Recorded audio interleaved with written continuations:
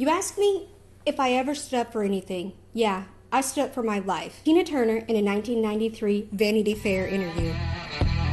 Happy Monday, y'all. My name's Angelica Lamas, and you've stumbled onto the rare queen out of the blue.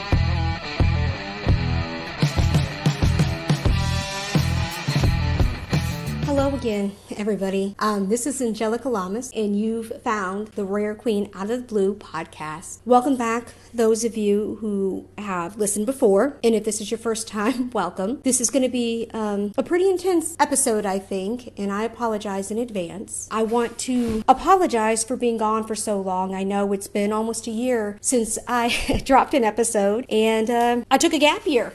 Sorry about that, sort of, and sort of I'm not. So this is just kind of a fill-in episode for season 2, just so I can kind of fill you guys in on everything that's been going on in 2021. My last episode dropped, I think in January of this year, and I just want to kind of fill you guys in. First of all, I want to apologize again if the recording isn't the best quality.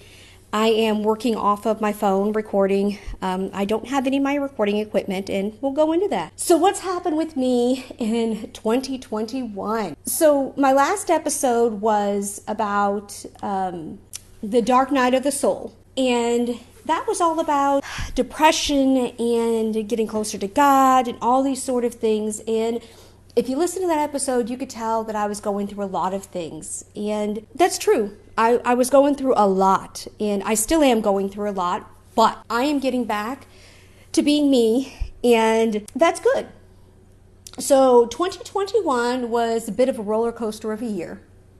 For those of you who don't know me personally and who don't follow me on social media and everything, number one, you can. I am on Facebook, and you can follow me at the Rare Queen Out of the Blue page. I had to restart all of my social media. I had to restart everything and start from square one. And that's okay.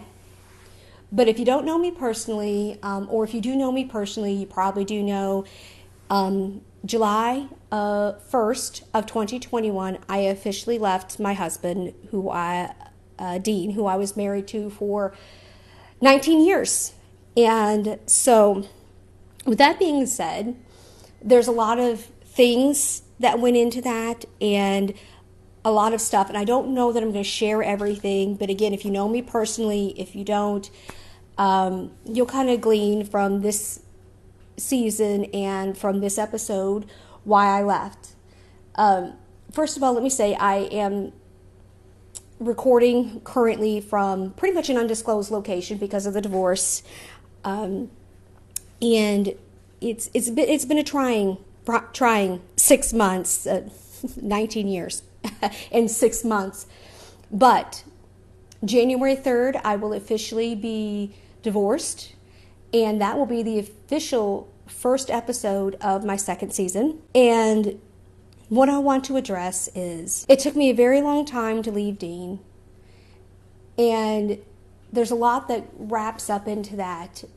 And part of that is, if you know me, if you've listened to the first season, if you haven't, go back and listen to it. I'm a rare disease advocate, special needs advocate. And unfortunately, special needs people and people with medical conditions, especially chronic ones, especially ones that you've grown up with all your life, sometimes believe that there are things that are just the best that you're going to get. And that you need to just put up with that because that person is putting up with you. And going through my life coach certifications and going through everything and helping other people, I finally had a client who turned into pretty much my best friend, who has been by me through this whole situation, turn around and look at me and say, because he did get close enough to see what was going on behind closed doors that nobody else saw, and some people did see, but is it their place to say? Because the truth is, when you are in an abusive, toxic relationship, no one can make the decision for you that you need to leave. You need to make that decision. It's kind of like an addiction in that You can't get clean for anybody else. You got to get clean for yourself. And that's true. But he turned around and told me, you're giving me all this advice and you're helping me get my life on track and helping me with all the tools that I need, and to find those tools within myself that I know that I have, and helping me rediscover myself and helping me be the better me. But Angie, you can't teach these things if you're not going to practice what you preach. And he expressed a lot of concern for me and my safety and how it was. And I finally had to say, okay, I have been trying to leave for a long time, honestly. They say statistically that it takes a person 7 tries to leave an abusive relationship before it sticks or before it actually happens. And you know, that's very true. It's not like I hadn't tried to leave Dean before. I really had tried. You know, in this year, in this last week, being Christmas and everything, I finally did reflect on the fact that I've really been trying to leave Dean since 2016. And every time, for some odd reason, I went back. I thought he was the best that I could get. I thought that was the best that I deserved. I thought that I couldn't do it on my own, or that no one would be there to support me or understand.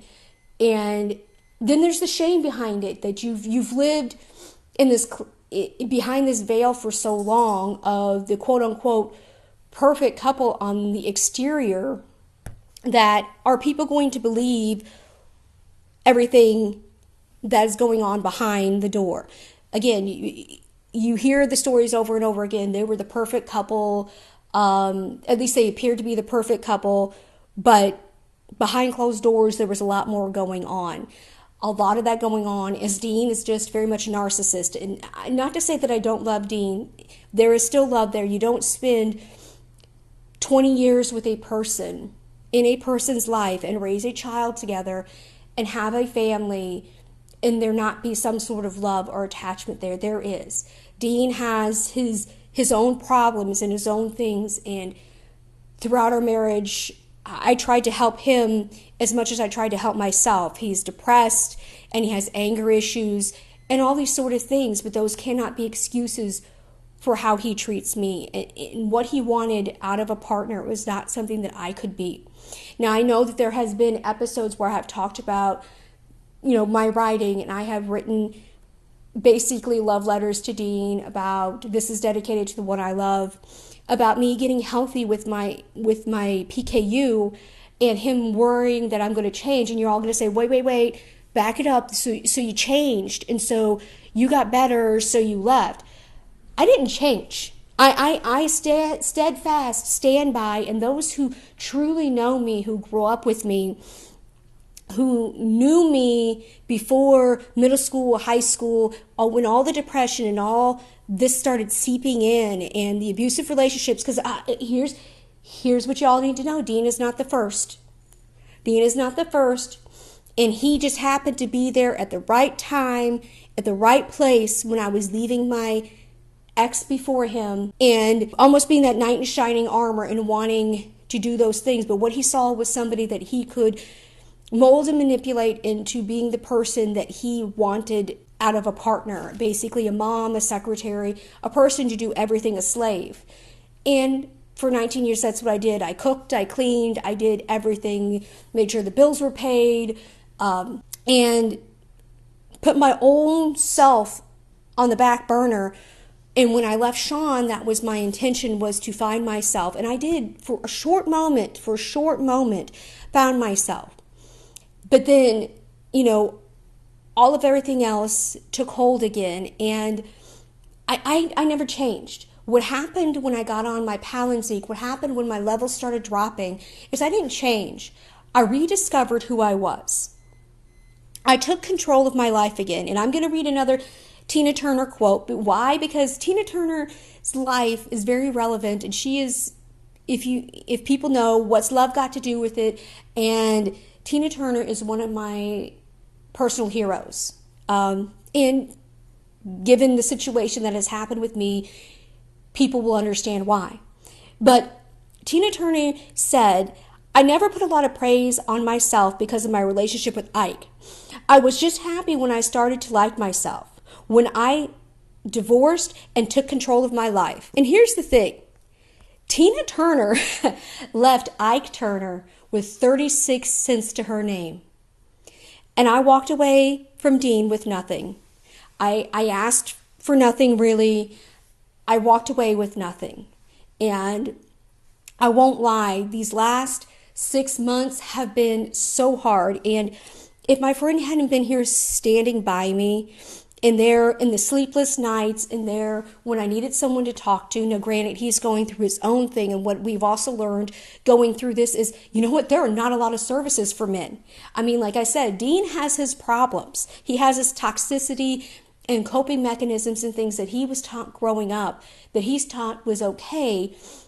And they're not. It's not okay to lash out at somebody. It's not okay because you're grieving to take it out on somebody else. It's not okay. It's not okay for people to laugh when you tell somebody that you've had a gun held to your head and been shot at and threatened to be killed, and laugh at you and say, oh, well, that's just Dean. You don't understand. He doesn't mean it. If he wanted to hurt you, he would have. You don't get to do that. You know what the truth is? A bruise heals, a broken bone heals, but those scars, those emotional scars and those things, they are deep-rooted inside. And that is hard to recover from. I will be going through therapy for years to come. PTSD, all that sort of stuff. And therapy that I should have been going through all through the time with Dean, trying to recover from Sean. But I didn't. Because I saw myself as broken. And that I, for some odd reason, deserved to be treated the way that I was being treated. And that's not the right mindset to have. Just because you're born with something, that doesn't make you any less than a person. And that's part of my advocacy, and that's part of what I've tried to teach people as a motivational speaker, as a life coach, that just because you have this thing wrong with you, it is a part of you. You have to accept it. But not only do you have to accept it, the people in your life have to accept it as a part of you. It's not anything wrong with you. It's just who you are. And because of that thing that makes you less than what society deems as the norm, you feel like you deserve less than. And you should be happy with the table scraps that you get. But the truth of the matter is you don't.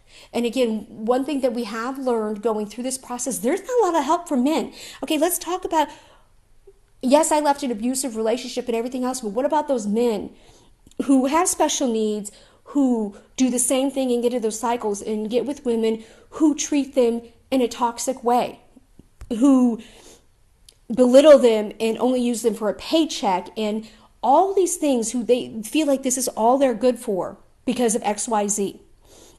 What about those men? What about those men who need help and need somebody to stand by them and stand behind them? There's not some shelter that they could go run to, and some services. They've got to root out and find them, and that has been hard, by the way. It's been hard enough for me when there were all these shelters and all these things, but what about those people who there's not anything there for you? Because you know what, these shelters and these services, they only hit skin deep when it comes to somebody with a special need, because they are not designed to help somebody who needs medical help, who needs to go to an appointment 4 hours round trip from where they are because their specialist is only there. Let me say this again. I left Dean with nothing, and I lived in an undisclosed location in the middle of nowhere for several months because of death threats and because of actions that were taken, and because I got worried because I was told I was being watched. He knew my every move.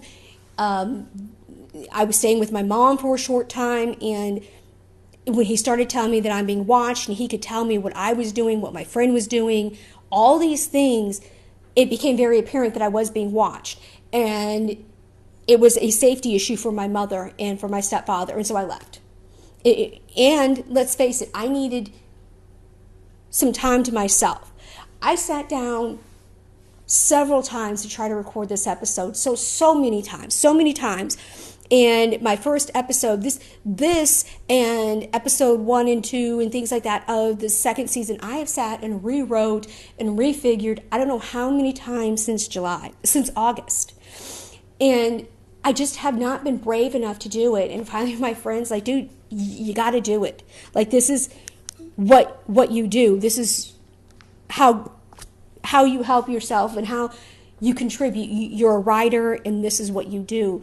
And I've been very blessed that he makes me feel special. Now, don't get me wrong. I'm not saying that I'm delving into some relationship or anything like that again right away, because what I have learned and what I have learned going through the process of theta, going through everything, and all that is your foundation, is your core, and you got to have that. And so part of a relationship is building a solid, firm foundation of friendship and things like that. Neither one of us are in a place where a quote-unquote relationship is what we need out of life.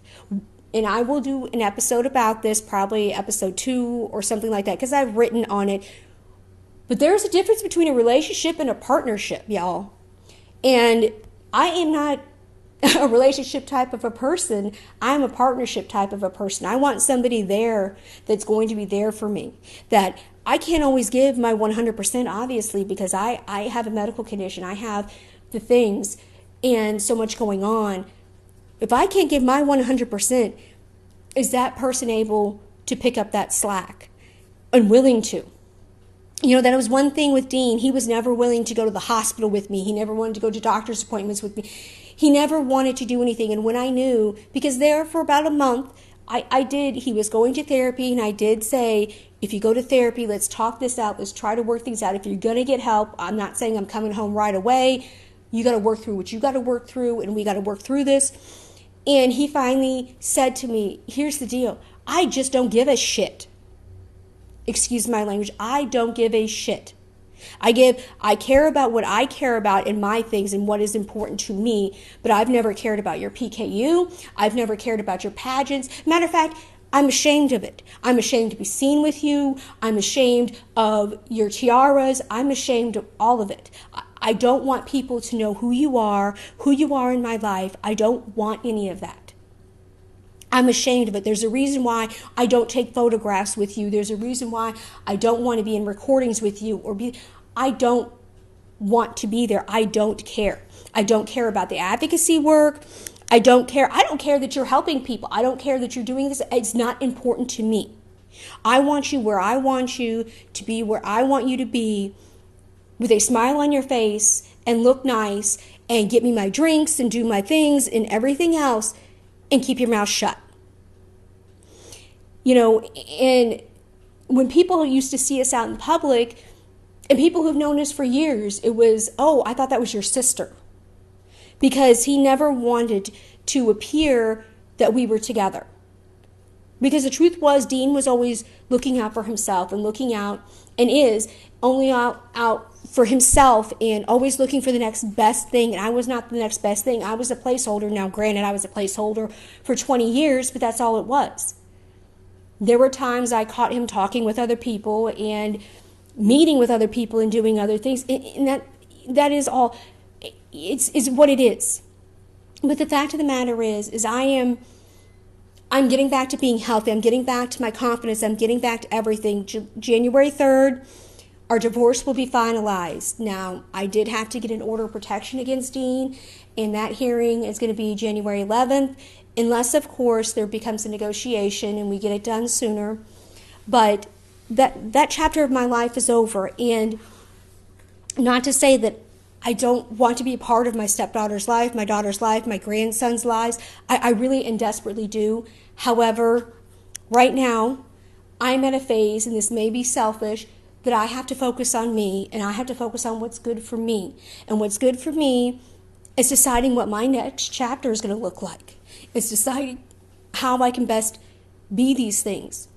So, like I said, this is sort of just kind of a fill-in-the-gap episode. It has been a very, very roller coaster ride in 2021, and I want to thank you all for being patient. If you're back listening to the podcast after such a long break, If you are new, welcome. But if you're back and you see that there's been this huge gap, and I felt owed to everyone to kind of say what I needed to say. And while I feel like there's some more details that I want to go through, there's not a whole lot. My mom knows a lot. My dad knows a lot. My brother doesn't know as much, really. And there are friends that know. And my friend who's been here with me, he knows quite a bit more than most everybody, unfortunately. And what he doesn't know, he's kind of gleaned, and he can kind of understand.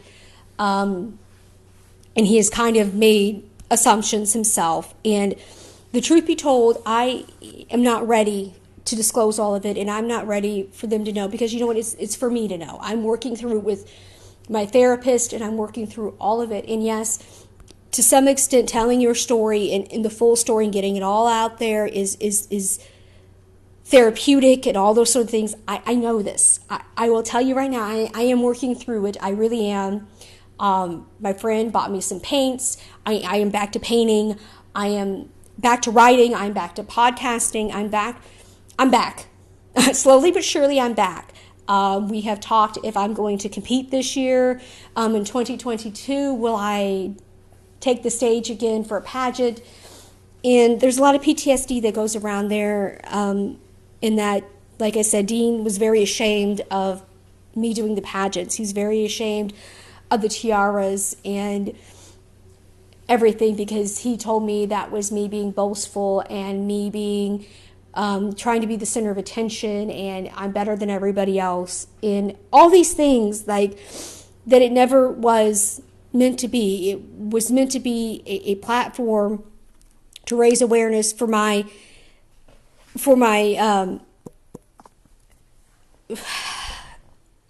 for the things that are important to me, for my advocacy, for all those things. It was never meant to be that. And I haven't put a tiara on since I left, and I have bounced around the idea of competing, and I desperately want to, but to be told that someone's ashamed of you doing that, and why would you do that? Because look at you. Again, one of those last things that Dean said to me was, look at you. You're short. You are what you are, and you aren't an attractive person. Like, you're not anything, and you're nothing special. And that's why he chose me and everything, because I wasn't anything special, and I was easily manipulated and all these things, and that I'm broken, and that I'm never going to be right. I'm never going to be good enough. And of course, those all were trigger points onto the things from my childhood and my PKU and everything else, that I'm never going to be good enough. I'm never going to be. So obviously, I'm working through a lot, and I'm here to say that there's going to be a season 2, and episodes are going to be dropping on Monday mornings. That is my goal. But again, I'm still in a transition period. I'm still somewhat undisclosed. What I can tell you is I am in a rural town in Kansas. I am still in Kansas. And I will eventually, hopefully, tell y'all where I am. But frankly, right now, because of security reasons and security purposes, you don't see a whole lot of me on social media much. I did put on my wig last week, because I miss my long hair. There's so much about me that I miss. I miss my smile. There are days that I look in the mirror and I don't recognize myself. And I just want everyone to know that I am safe. I know that I am loved, and I'm taking care of myself, and in a sense I'm being taken care of. Being very spoiled. We spent Christmas, and it's probably Thanksgiving and Christmas this year were probably the best Thanksgiving Christmases that I've had in a very long time. And yeah, Christmas was not as big and spectacular as we would like to have been, but my friend spent a month while he was recovering from surgery decorating the outside of the house with Christmas lights and things. Christmas has always been a very important part my life and my memories growing up. And we'll get into that a little bit later. Again, there's so many things that I need to talk to people in my life about. My father, probably mainly, and things like that I don't know that I am comfortable sharing until I have discussions with them first, obviously. But it's okay. And I'm okay, and I'm safe. And just to let you know that, yes, I left Dean, and I have my own home now with my friend. We have a home. It's a beautiful home, over 100-year-old home. And I am still financially kind of not doing the greatest. So what you will learn is I have also put up a Patreon page. So if you want to support me, because again, I'm starting all over. I have nothing. I left with nothing. I have no computer, no recording equipment, no nothing.